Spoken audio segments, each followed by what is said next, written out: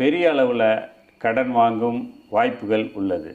விவாகரத்து வேண்டி காத்திருந்தவங்களுக்கு உங்களுக்கு சாதகமான முடிவு கிடைக்கும் மாதம்.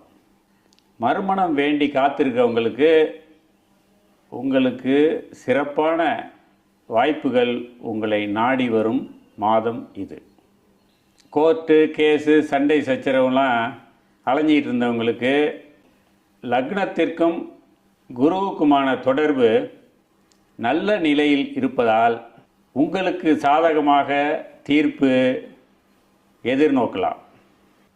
ஒரு சிலருக்கு அக்கம் பக்கத்தாரோட நட்பு வட்டாரம் விரிவடையும் சிறப்பான மாதம். வேறு வீடு வாங்கி புது வீடு குடிபோகும் நல் வாய்ப்புகள் உள்ளது.